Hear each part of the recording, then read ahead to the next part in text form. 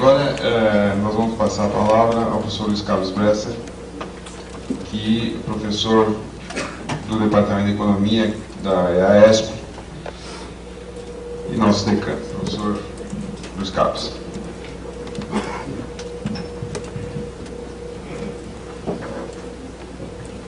Meu caro Fernando, demais membros da mesa, familiares e amigos do campeonato.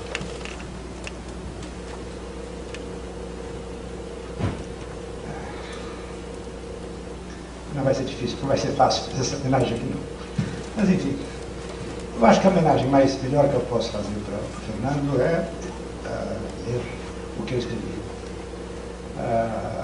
Eu conheço o Fernando desde que ele tem, eu creio que, 5 anos. Eu fui professor do Bertero. Mas enfim, esses são pecados que todos cometem. Eu acho que eu tinha aqui, como disse a minha última parceira, o importante é discutir a obra. E eu fiz aqui, eu escrevi algumas coisas que eu quero então, que talvez depois possa ser publicado na RAI, em algum lugar, em demais intervenções. Fernando Prestes Mota é um dos mais ilustres professores desta casa e um dos intelectuais mais significativos com que o Brasil conta. Alguém que vem procurando sistematicamente compreender o Brasil, suas organizações e a cultura que as ilumina. Declaro-me desde já suspeito. Sou seu cunhado. Fui seu professor. Trabalhamos juntos em alguns momentos. Sou seu amigo. Não obstante, espero poder ser razoavelmente objetivo no que vou dizer. Jamais plenamente, porque a pretensão à objetividade é o apanágio dos tolos e dos arrogantes. A primeira frase com que abro minha intervenção nesta homenagem é autoevidente. Fernando Prestes Mota é reconhecido por colegas e alunos como um homem de grande cultura, como um notável professor de administração, como o principal teórico das organizações do Brasil. A homenagem que ele hoje está recebendo é uma demonstração desse fato.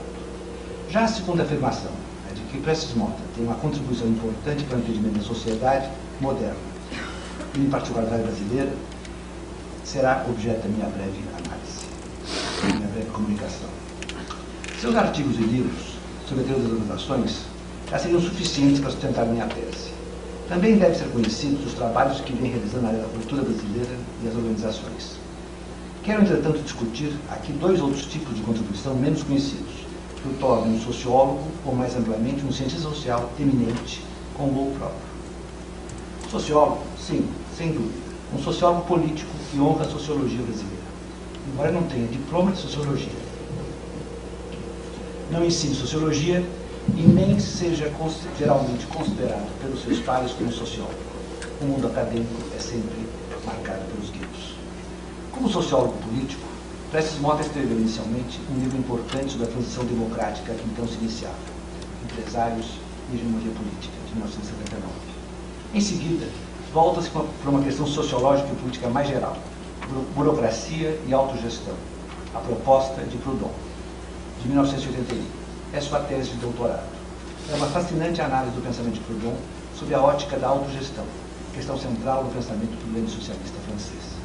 Prestes Mota, como eu e Maurício Stoltenberg, fazíamos então nossa crítica da tecnoburocracia e das organizações burocráticas, combinando conceitos marxistas e weberianos, e víamos na autogestão a saída possível. De nós 3, que discutimos o tema apaixonadamente, foi ele quem aprofundou a análise desse tema. Prestes Mota criticou a heterogestão tecnoburocrática, palavra que só tem sentido em oposição à autogestão, de forma incisiva. Dizia em certo momento, abre aspas, da mesma forma que a heterogestão naturalizou a função diretiva do capital sobre o trabalho, ela agora naturaliza a função diretiva do saber sobre o não saber. Fecha aspas. Na mesma área, publicou logo depois um pequeno livro, Participação e Cogestão, em que analisava a possibilidade de cogestão ser um caminho para a autogestão na medida que os trabalhadores ganhassem gradualmente consciência política e competência técnica. E concluía, depois de analisar a cogestão em diversos países, que, abre aspas, a grande oposição que a cogestão encontrou e encontra entre empregadores alemães parece já ser um bom indício de que, se ela funciona no capitalismo avançado, como uma forma de reprodução do poder do capital, ela também representa uma conquista não desprezível da classe trabalhadora. Alguns anos mais tarde, em 1986, Prestes Motta amplia as características da burocracia com organização e poder, sua tese de docência, provavelmente seu livro mais importante. Seu tema é a burocracia enquanto forma despótica de dominação. Dominação não apenas política, no plano do Estado, dominação também a nível da sociedade, nos termos complexos desenvolvidos por Foucault, e sempre a nível das organizações burocráticas, através de empresa, através de escola. A visão de Prestes Motta da burocracia é eminentemente crítica. Crítica do capitalismo tecnoburocrático até hoje dominante, no qual a tecnoburocracia divide o poder com a classe capitalista. Crítica do estatismo soviético, em que a tecnoburocracia torna-se a única classe dominante.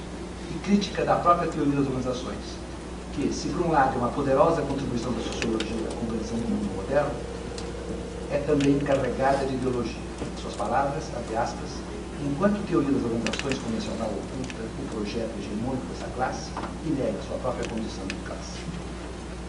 Depois desse livro, porém, Prestes Motta reduz seu interesse pela sociologia política geral. Volta-se agora para a cultura organizacional e para as relações entre a antropologia, a psicanálise e a organização.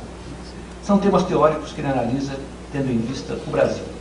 Segundo ele, a grande questão se refere ao modo pelo qual o comportamento das organizações varia culturalmente. A partir dessa observação, Prestes Motta busca entender a identidade cultural brasileira a partir dos grandes autores que pensaram no tema. Observa ele, nesse campo, abre aspas, que é difícil falar em revolução burguesa no Brasil. A dominação burguesa e tecnocrática em nosso país segue um padrão de dupla articulação, que dificulta o uso dessa expressão. Uma classe dominante, com traços de burguesia e tecnocracia cosmopolitas, apresenta valores e comportamentos de pretensa aristocracia de senhores de engenho. Fecha aspas. Isso é de 97. Não poderia eu concordar mais com ele. Em alguns momentos as elites brasileiras brilharam. Este foi o caso das elites cafeeiras do Oeste Paulista, que iniciaram a Revolução Capitalista Brasileira. Foi também a dos empresários industriais e dos técnicos governamentais, reunidos por Getúlio Vargas, que a partir dos anos 30 impulsionaram de forma decisiva a industrialização e a Revolução Nacional Brasileira. Mas esses foram momentos excepcionais. Nos últimos 20 anos, o que temos é a incapacidade de nossas elites de pensar com a própria cabeça, ao invés de se pautar pelas ideias vindas do Norte, e superar a instabilidade macroeconômica que mantém o país semi-estagnado há 22 anos. Mas, se Prestes Motta busca sempre compreender o nosso país, pensá-lo segundo nossos próprios critérios, nunca deixou de se preocupar com o mais geral. Este mais geral, ele foi procurado nos últimos anos em Freud.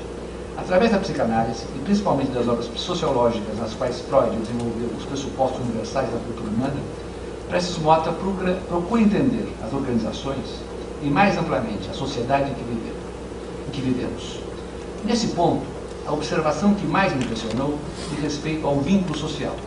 Diz-nos ele que o princípio que está na base do vínculo social, servindo de fundamento de todas as organizações, é, ao mesmo tempo, aquilo que pode conduzir à sua dissolução, ou mesmo à sua destruição.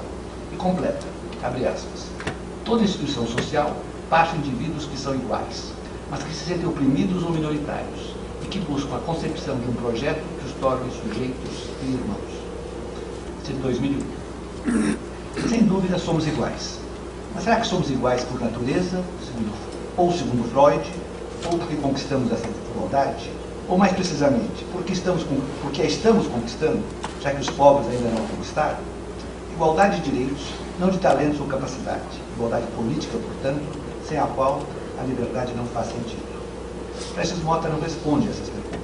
Mais pessimista, ele segue com Freud e afirma que o homem, ao associar-se, constitui a massa, abre aspas, uma reunião de indivíduos que substituíram o seu ideal do ego por um único e mesmo objeto. E assim, continua, a formação da massa pode ser entendida como um jogo de investimentos libidinais, não havendo nada parecido com o instinto gregário. O homem não é um animal de rebanho, mas um animal de horda. A horda primitiva é reeditada na multidão. Talvez Fernando tenha razão. E eu sei que um dia de homenagem não é um dia de debates. Mas aqui não fala o irmão mais velho, nem o professor. Fala o amigo cuja paixão particular é o debate público. Para dizer que esta visão da humanidade é pessimista em excesso. Sem dúvida somos egoístas, voltados para nossas paixões e nossos interesses. mas somos também, ainda que em menor grau, capazes de generosidade e de cooperação. Se não fosse assim, seria difícil compreender por que as sociedades aprendem a premiar a virtude e o comportamento republicano, porque, pouco a pouco, constroem instituições necessárias para a vida civilizada. Hoje, Fernando, você não tem direito à resposta. Ainda que estejamos em democracia. Hoje não é dia de debate, é dia de homenagem. E eu me junto a todos os presentes para homenageá-lo, e também a sua mulher, Cristina, que é seu segredo e sua força. Tenho a honra de ser seu colega, tenho a alegria de ser seu amigo. Muito obrigado, Fernando.